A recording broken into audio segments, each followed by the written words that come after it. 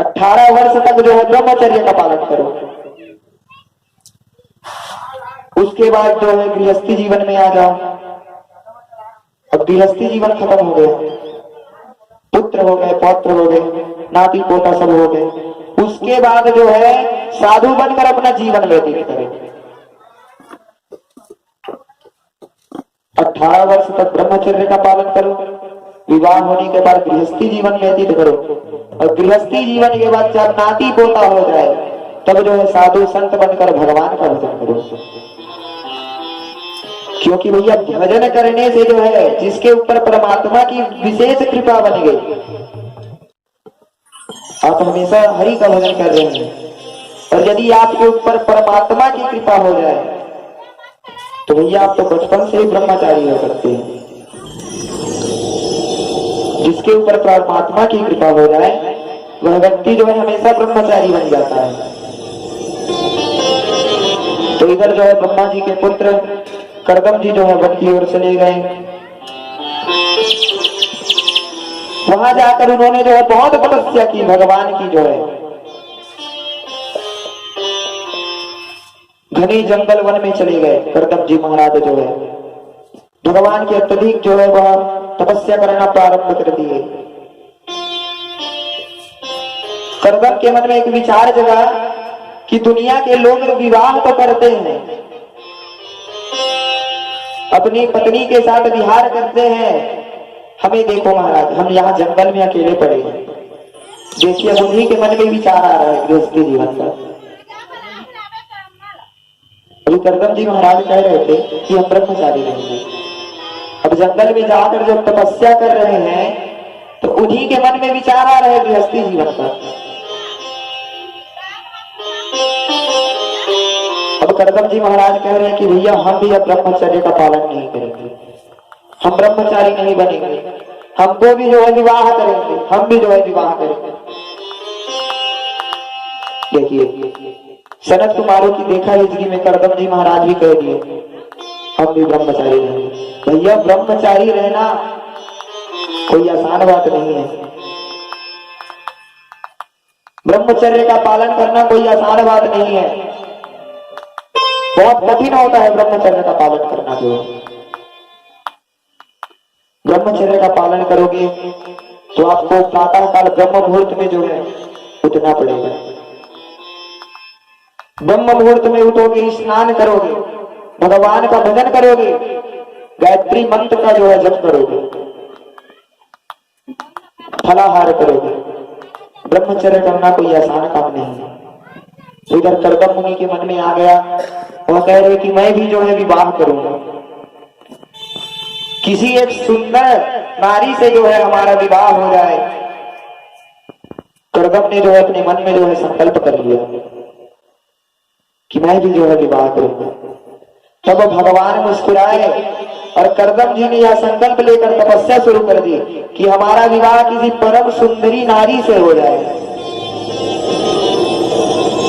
देखिए अभी कर्दम जी वन क्या करने आए थे, ब्रह्मचारी बनने के लिए वन आए थे, अभी साधु संत बनने के लिए वन आए थे, तपस्या करूंगा भगवान का बोलकर। लेकिन वह अपनी पत्नी के लिए तपस्या कर रहे हैं, एक सुंदर पत्नी पाने के लिए वह तपस्या करने लगे कर्दम जी महाराज।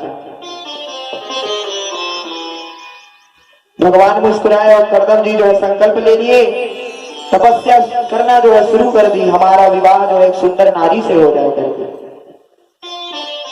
अब भगवान सोच रहे हैं कोई तपस्या करता है मुक्ति पाने के लिए, कोई भी व्यक्ति जो है यदि तपस्या करता है तो वह मुक्ति पाने के लिए, कोई व्यक्ति तपस्या करता है भगवान के दर्शन पाने के लिए, कोई तपस्या करता है भक्ति पाने के लिए, और कोई तपस्या करता है भगवान के चरणों का पान करने के लिए।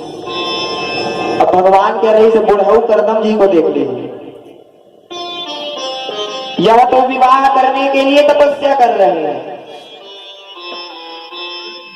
भैया ये मन की जो गति है यह बड़ी विचित्र है, ये मन जो है अति चंचल है।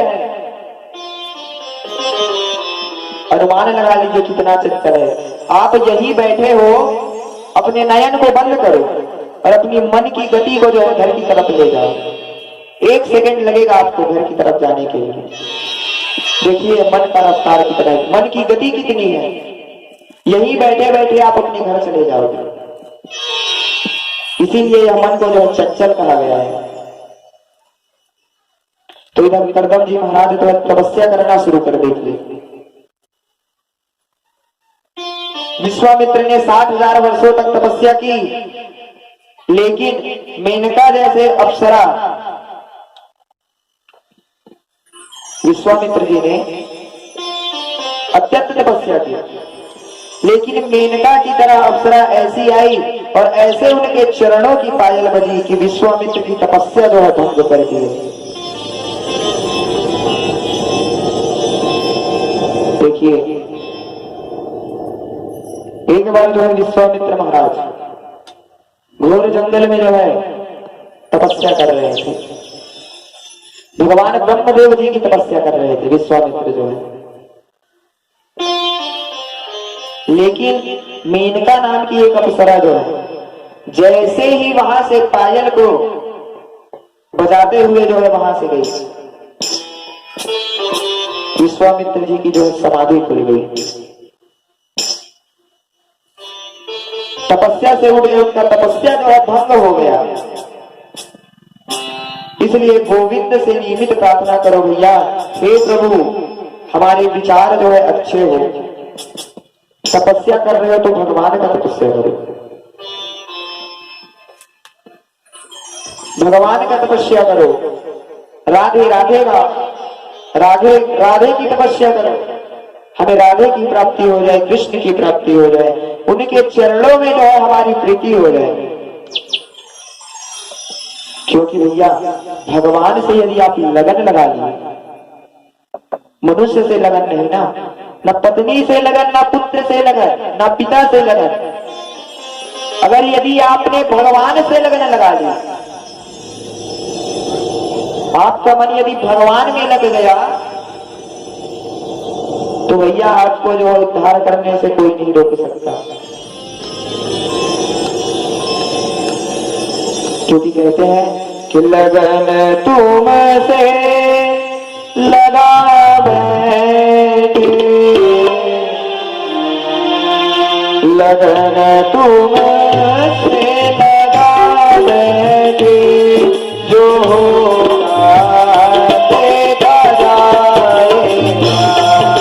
लगन तुमसे लगा बैठी, जो होगा देखा जाएगा।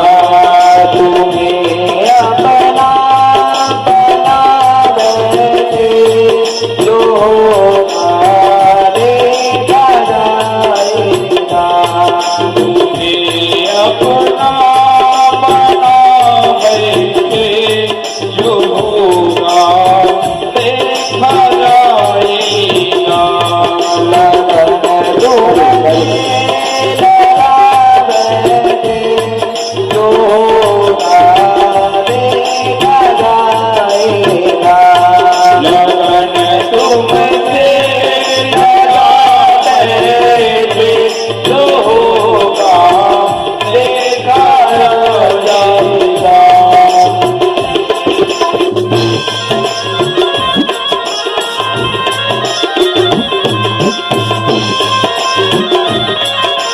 बोलिए वृंदावन बिहारी लाल की जय। श्री राधे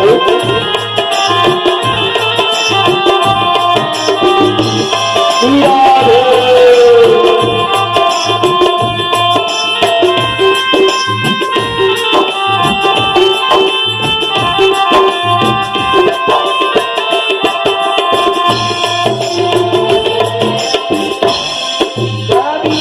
दुनिया से डरते थे, ये छुप छुप याद करते थे।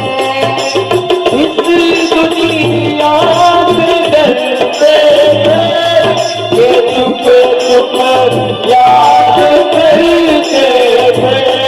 कभी दुनिया से डरते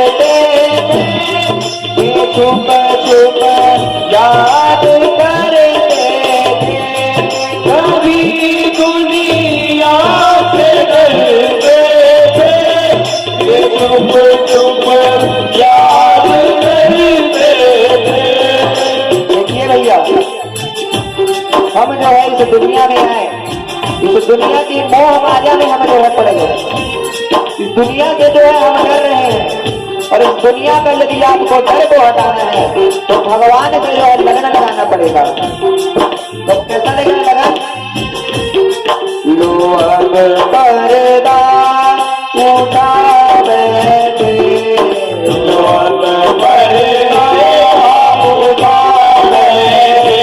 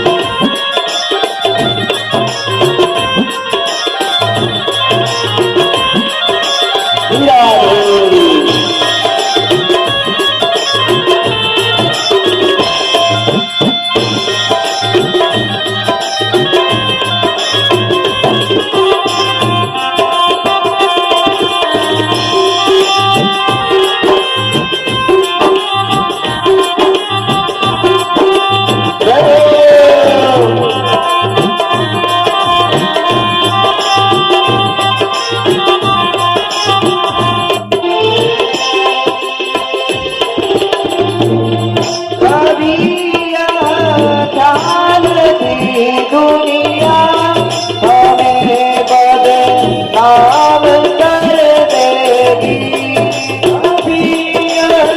मान की दुनिया हमें बदनाम कर देगी।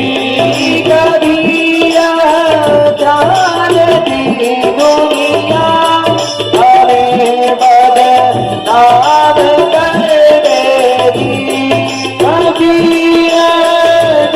देगी, दुनिया हमें देखिए भैया, ये दुनिया वाले जो है आपको बदनामी के छोड़ कुछ नहीं दे सकते। आप इस दुनिया में है तो आपको बदनामी ही बदनामी मिलेगी। और यदि बदनामी से आपको बचना है तो आपको जो है भगवान के चरणों में जो दंडवत प्रणाम करना होगा और अपने कर्म को जो है, जो आपका कर्म है, उसे भगवान को प्रदान करना होगा। तो कहते हैं कर्म अब बेच बैठे, कर्म अब बेच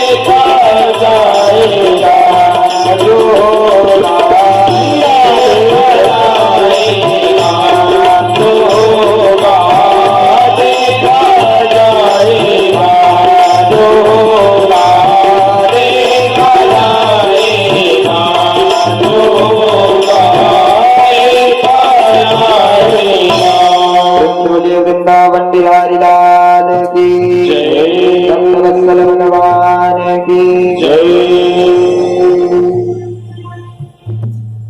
अब इधर करदम मुनि जो है, या महाराज करदम मुनि इतनी घोर तपस्या करने लग गए पत्नी प्राप्ति के लिए, विवाह करने के लिए, पत्नी के लिए इतनी घोर तपस्या करने लगे। देखिए अभी वही जो है भगवान की तपस्या होती तो उतना तपस्या नहीं करता हो जो, लेकिन पत्नी प्राप्ति के लिए करदम मुनि अत्यंत तपस्या करने लगा, समाधि लगाकर बैठ गया करदम मुनि जो है, करदम महाराज, भगवान जो है करदम मुनि की तपस्या से जो है नारायण जी प्रसन्न हो गए। भगवान नारायण जो है चतुर्भुज धारण कर प्रकट हो गए वहीं पर जो है करदम मुनि जी के पास, चारों हाथ चतुर्भुज लेकर जो है प्रकट हो गए। चतुर्भुज नारायण के दर्शन कर जो है करदम मुनि उनके चरणों में दंडवत प्रणाम कर जो है हाथ जोड़कर उनका ध्यान करने लगा। शांताकारं भुजगशयनं पद्मनाभं सुरेश्वरं विश्वाधारं गगनसदृशं मेघवर्णं शुभांगं लक्ष्मीकान्तं कमलनयनं योगविद्यानगण्यं वन्दे विष्णुं भवभयहरणं सर्वलोकैकनाथजम्।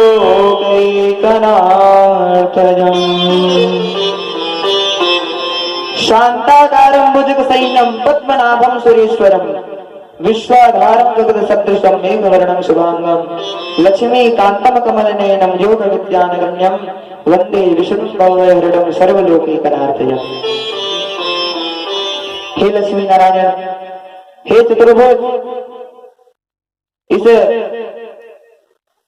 करदम का जो है आप ध्यान को जो है स्वीकार करें, इनके प्रणाम को जो है आप स्वीकार करें। भगवान कहते हैं कि हे करदम जी महाराज, हे बाबा, आप विवाह करना चाहते हैं। भगवान नारायण जो है करदम जी से कहते हैं कि बाबा आप विवाह करना चाहते हैं। अब तो करदम मुनि को भैया बड़ी शर्म आने लगी। स्वयं भगवान कह रहे हैं आप विवाह करना चाहते हैं। यदि कोई बड़ा आकर यदि पूछ दे आपसे कि आप तुम विवाह करोगे तो आपको लज्जा आएगी कि नहीं? वैसे ही जो है महाराज करदम जी को लज्जा आने लगी। करदम जी महाराज जो है लज्जा के कारण जो है भगवान की तरफ नहीं देख रहे हैं। भगवान इधर कह रहे हैं करदम जी से आप विवाह करना चाहते हो, आप विवाह करने के लिए तपस्या कर रहे थे। और करदम जी बेचारे क्या करते, मुख को जो है मोड़ लिए हैं करदम जी, मन ही मन मुस्कुरा रहे हैं, शर्मा रहे हैं, लज्जा आ रही है उनको। भगवान तब जो है करदम मुनि जो है भगवान की तरफ देखते हैं और भगवान से कहते हैं कि भगवान हमने शादी करने के लिए जो है तपस्या की है। करदम मुनि जो है नारायण से कहते हैं कि हमने जो है विवाह करने के लिए तपस्या की है। देखिए भी पुराने जमाने का एक नियम था, माता पिता जब शादी की बात करते थे तो बच्चों को जो है वहां से उठकर बाहर जाना पड़ता था। इधर करदम जी जो है अपने पिता स्वरूप नारायण जी को बता रहे हैं कि हम शादी करने के लिए तपस्या करेंगे। पुराने जमाने में तो बच्चों को बाहर भेज दिया जाता था, बच्चों को शर्म लगने लगती थी। और भैया अभी कलयुग के बच्चे, अभी तो बच्चे जो है इसी टेप साथ लेकर जाते हैं, कई प्रकार की मशीन लेकर जाते हैं, वीडियो कॉल करते हैं।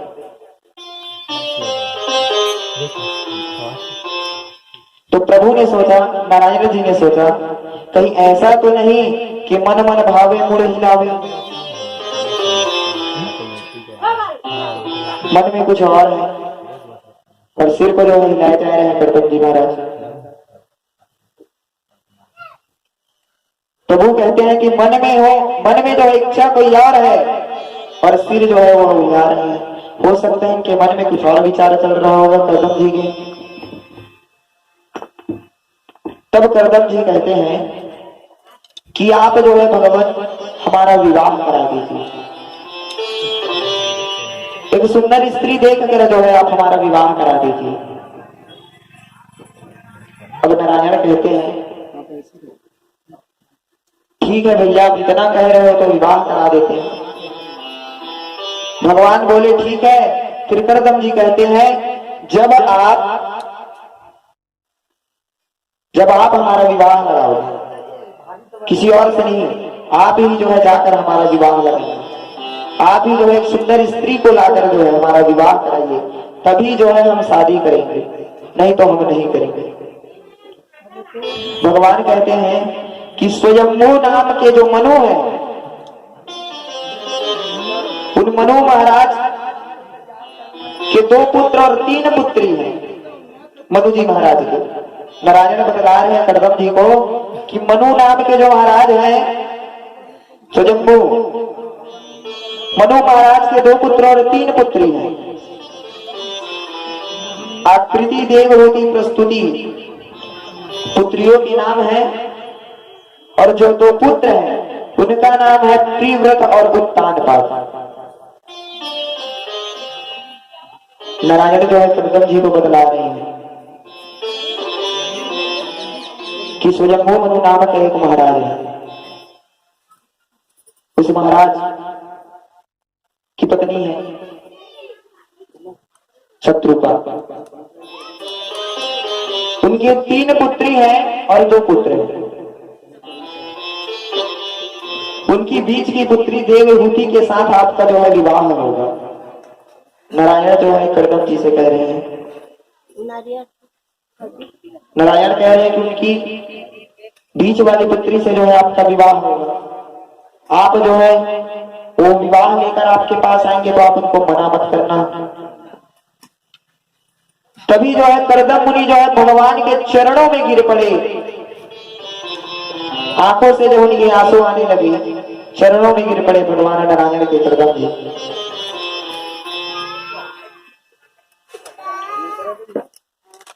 अब भैया शादी के लिए इतनी तपस्या की है करदम जी ने,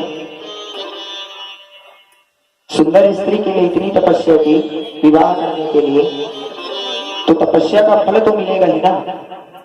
चाहे वह भगवान के लिए तपस्या हो या कोई स्त्री के लिए तपस्या हो, तपस्या तो तपस्या होती है। इसलिए करदम जी महाराज को जो है तपस्या का फल जो है भगवान फल रूपी तपस्या जो है स्वयंभू मनु की पुत्री के साथ दे देते हैं। भगवान ने कहा कि अब तो तुम्हें मेरी बात रखनी ही पड़ेगी, मैंने तो तुम्हें बता दिया कि तुम्हारा विवाह किसके साथ होगा। करदम बोलते हैं कि मैं विवाह करूंगा उसी स्त्री के साथ करूंगा जिसको आप बतला रहे हैं, लेकिन मेरी भी एक शर्त है प्रभु। देखिए इधर स्त्री भी मिल गई, लेकिन अब शर्त भी है करदम जी महाराज का। तब भगवान कहते हैं कि क्या शर्त है। करदम जी बोलते हैं मेरी शर्त यह है कि मेरे घर पुत्र बनकर स्वयं जो है आपको ही आना पड़ेगा।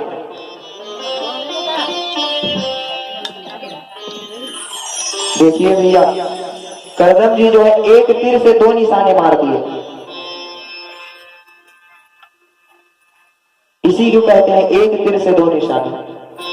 उन्होंने तपस्या कर एक सुंदर सुयोग स्त्री भी पा लिया और भगवान से वर भी मांग लिया कि मेरे घर जो पुत्र होगा वह स्वयं जो है आपको ही आना पड़ेगा।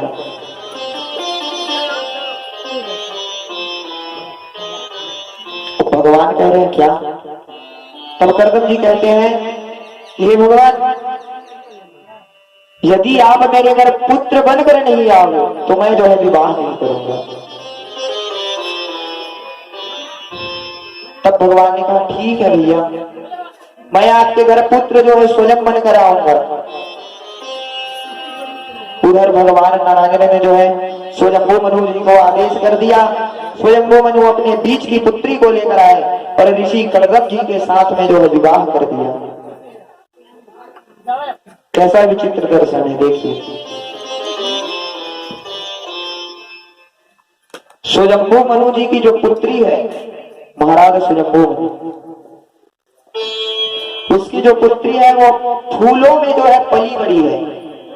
अब राजा की पुत्री कैसी होगी। फूलों में ही तो बड़ी होगी ना।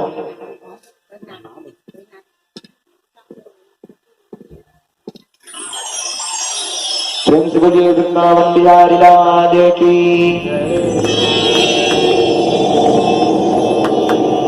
स्वयंभू मनु की पुत्री, वो बहुत बड़े महाराज की पुत्री है, राजा की पुत्री है। और राजा की पुत्री जो है बचपन से ही फूलों में खेलती है, राजकुमारी रहती है। इतने बड़े वैभवशाली राजा स्वयंभू मनु की पुत्री जो है, इसकी शादी ऐसे पुरुष के साथ हो रही है जिसके पास रहने के लिए मकान भी नहीं है। देख लीजिए भाग्य को, यह भगवान की लीला है, यह और कुछ नहीं, यह भगवान की लीला है। ऐसे राजकुमारी जिसका विवाह उससे हो रहा है जिसके पास रहने के लिए, खुद के रहने के लिए घर नहीं है, करदम जी महाराज के पास। अब इधर जो है करदम जी महाराज का विवाह होने लगा। जब विवाह होने लगा तो करदम जी को याद आ गया। वह बोले, राजन, आपकी पुत्री को जो है, स्वयंभू मनु जी से कह रहे हैं करदम जी महाराज, आपकी पुत्री को जो है मैं पत्नी के रूप में अपना रहा हूं। विवाह होने के बाद करदम जी जो है बड़े प्रेम से अपने ससुर जी को कह रहे हैं कि आप चिंता ना करें, मैं आपकी पुत्री को जो है हमेशा जो है सुख दूंगा, उसे जो है मैं अपनी धर्म पत्नी बनाकर यहां से ले जा रहा हूं। अब यहां पर जो है करदम जी एक और शर्त रख देते हैं अपने ससुर जी के सामने। भगवान के सामने तो शर्त रखा ही, लेकिन अब अपने ससुर जी के सामने भी एक शर्त रख रहे हैं। बोलते हैं, मनु जी महाराज कहते हैं कि क्या शर्त है? तब बोलते हैं कि एक पुत्र होते ही जो है, करदम जी बोल रहे हैं अपने ससुर जी से, मनु जी से, कि एक पुत्र होते ही जो है हम गृहस्थी को छोड़ देंगे, गृहस्थ जीवन को जो है हम त्याग देंगे, वन में जो है हम तपस्या करेंगे।